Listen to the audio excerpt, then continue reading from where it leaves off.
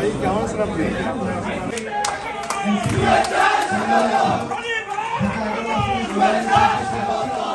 জুলাইয়ের এক দফার ঘোষক জুলাইয়ের ইমাম জনাব নাহিদ ইসলামকে মঞ্চে আসন গ্রহণ করার জন্য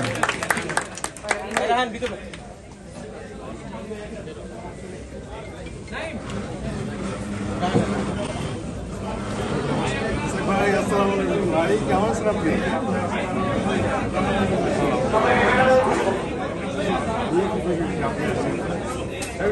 কেমন আছেন?